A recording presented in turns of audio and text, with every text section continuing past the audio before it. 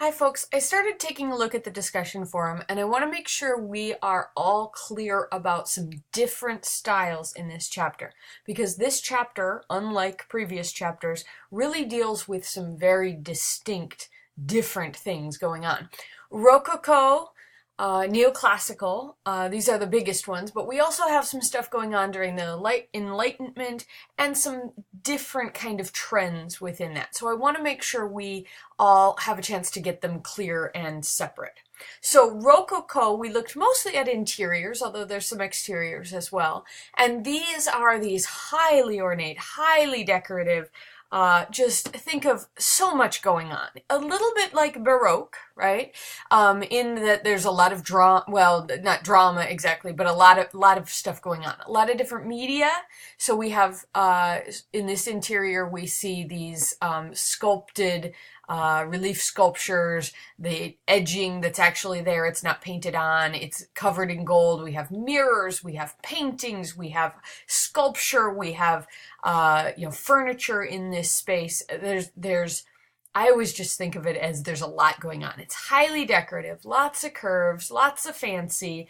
You can imagine people going to parties, and the whole thing is just, there's lots, right? There's a lot going on. If we look at some architecture, there we go. There's a lot going on. We have some influence here from some of the classical orders, right? Columns and pediments and stuff like that. But then we also have these sculptures on top, and we have these columns with these spiral friezes. We have color integrated into some of these surfaces, decoration, extra, right? There's a lot going on. There's more stuff. We have the little curves happening here. So they're very ornate, they're very decorative. They really give you just a lot to look at, and the, excess is something that you should expect to see, right? This has to do, the people living in these interiors and patronizing, artists who are making Rococo work are fairly well educated. They're very sophisticated. They're wealthy, of course, and the whole, I in my previous post I mentioned the idea of artifice. Everything's fake and added to and decorated, and like I say, lots going on here. The people looking at these are also, a lot of the paintings and things like that have a sense of eroticism, right? Sexuality, playfulness. They might be references to other things that the viewers would be familiar with. So here we have Cupid a captive, and everybody's naked and they're playing, and it's it's pretty and decorative, ornate, lots of flowers and things like that. We have what appears to be sculpture, and then the real people. Everybody's pretty, everybody's happy, playful. Here we have the guy looking up the woman's skirt. She's kicking her shoe off. Everything is extra decorated, right? There's stuff everywhere. This guy's pulling her somehow on that swing. We have a Cupid again. And these three people are of course dressed in contemporary fashions. This would be the fancy, wealthy people, what they would wear to a party or a salon, and of course, playing around, flirting with each other, right, in this instance. We still have, from the Baroque, we still have the movement, the energy in something like a sculpture. We have the mixing of media, like we saw earlier. Baroque, I think if you just kind of keep in mind that they are so decorative, there's so much going on, there's so much texture and color and playfulness and energy, and we aren't dealing with highly emotional topics. They tend to be fairly frivolous, and of course sex and eroticism is important. So that's Rococo, very briefly. 4 minutes of Rococo. Then stop. Let's start talking about something different, okay? And I want to make sure that it's clear that there's a difference here. We're going to move on to talking about the scientific art of the Enlightenment. Notice how different the mood is here. So this is an experiment. This young lady is not very fond of this particular experiment.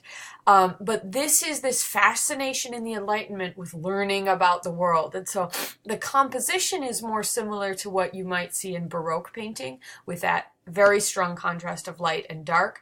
Although the imagery isn't quite so emotional. The focus is on the new science, learning, fascination with the world. What can people discover? There's a little bit of humanism here, right? What can people learn about the world? And then new ideas, new technology. These aren't particularly playful, like the Rococo. They aren't overly decorative. I mean, people are we get lots of drapery folds and lots of light, but the focus is on this new technology, learning, exploring, fascination with the world. Even in things like the bridge here, which we look at today and we're like, well, yeah, it's a bridge, right? To some extent, but be aware that this is new technology. These are new materials. This, the medium, the materials that made this bridge, we have not seen that kind of bridge. We'll see a bridge in a moment here, but we have not seen this kind of building material before. This is new at this time, and that's what's impressive about the building, is in the same sort of way, learning what can be done, what people can do. All right, so stop. Let's move on. New thing, new idea. The idea of the natural in art. And here again, this is a word that means different things at different times. So you have all been using the words realistic or naturalistic. These things look like real life. And that is true. But if you were to talk about this particular artwork here and say, we see a realistic illusion of depth, or the lighting looks realistic, or the proportions of the body look realistic. All of those things are realism that we've seen before.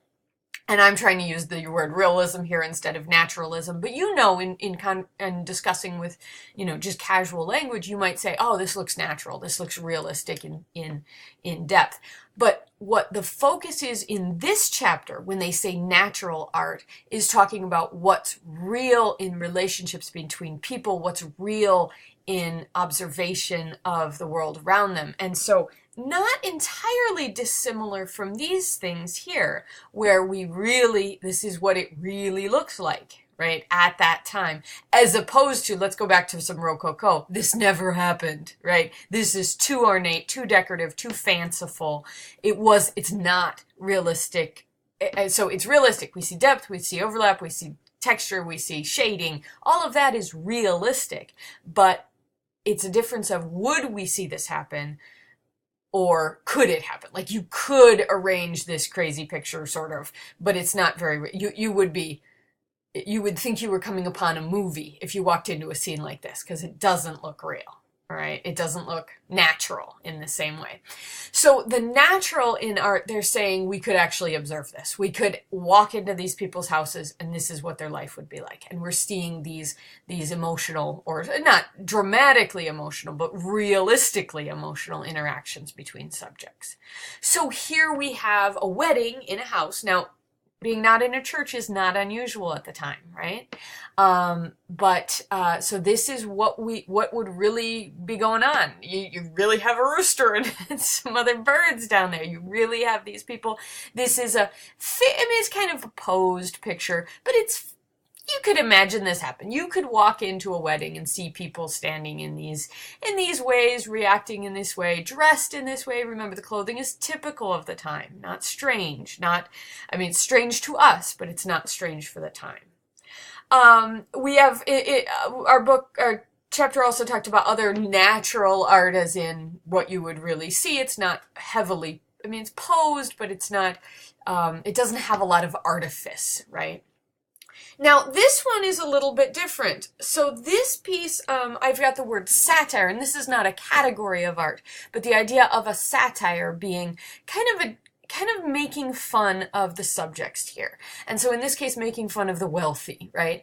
And what's important to understand here is that this is not, that this is a joke, that we've got some wit here. We're joshing on these people who are in this painting, right?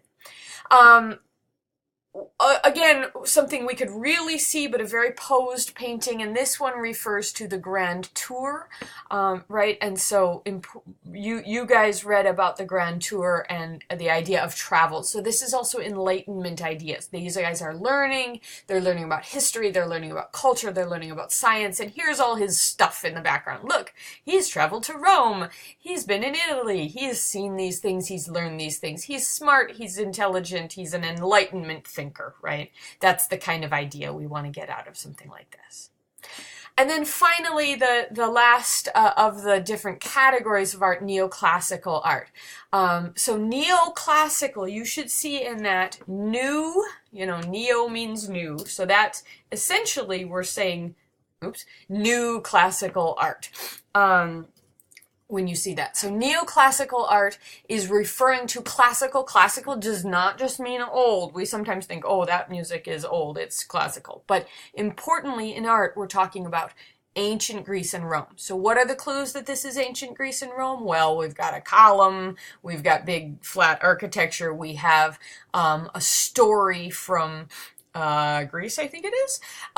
We've got this traditional story. People are wearing togas. They're not dressed. Okay, contemporary clothing for us, this seems weird, right? I don't know, looks old. And we think, yeah, well, so does this. This looks old as well. But importantly, this is not of the time. This was painted in 1785. No one was dressing like this in 1785. People dressed like this in ancient Greece and Rome, sort of. This is the 1700s interpretation of what people dress like in Rome. Here too, what people dress like in Rome. So we're looking for that old style clothing, and then look how clean and precise the edges are here. We see linear perspective, so we can see these orthogonals moving back in space. This is 2-point perspective, but anyway, the straight lines moving back in space. Realistic shadows, sort of sculptured, big strong bodies and things like that. Realistic drapery folds. But the edges, everything's very clean and precise. This clean, precise, and fairly limited decoration that we see here is a way to compare it to Baroque. So when we go back to Baroque, we think, well, lots of stuff. Something exploded all over the walls. There's decoration everywhere. Everything has a texture and a color and a pattern and a da-da-da-da-da. And very kind of soft painting, soft surfaces, whereas in the neoclassical paintings, clean edges, distinct differences. Notice another thing here, the color in the togas. We have dark and light, but every red section is just red. We don't have any mixing of colors within the sections of the toga. And this becomes important later, so I'm kind of giving you a preview of what's happening next chapter. Neoclassical architecture. I think the easiest way to determine whether you're looking at neoclassical architecture is to compare the date, when it was made, and the style. If it looks like it could have been made in ancient Rome, but it wasn't, it's made in the 1700s, then we're talking about neoclassical art. Columns, pediments, architecture and the pediments. Notice that we don't have a lot of exuberant decoration like we had with the Rococo. Clean edges, limited textures, things like that. This bridge is not made, sorry, we're looking at the bridge, and of course we're looking over here, but the bridge here is, stone archways rather than the new materials that we talked about later. And even, actually, I was going to say even in the US, but especially in Washington, D.C., much of the architecture is this neoclassical. And the reason for this is also referring back to the glory of the Roman, or the Greek and Roman Republic, and the Greek democracy ideas, the importance of thinking, These are very much Enlightenment ideas, that people can do all the things, that we can make scientific discoveries and improve our governments and things like that, and referring back to this idea of classical thinking and classical ideas of architecture and art, but also of humanity and government and things like that. So all of that is kind of wrapped up into this simplicity. So again, Rococo and Neoclassical, very different ideas, very different things that people are focusing on. And then in the midst there, we have some other Enlightenment things that aren't quite Rococo, well, certainly aren't Rococo, but also aren't quite what we think of as the Neoclassical, these very clean edges and classical stories and things like that. I hope you find that helpful. Thanks.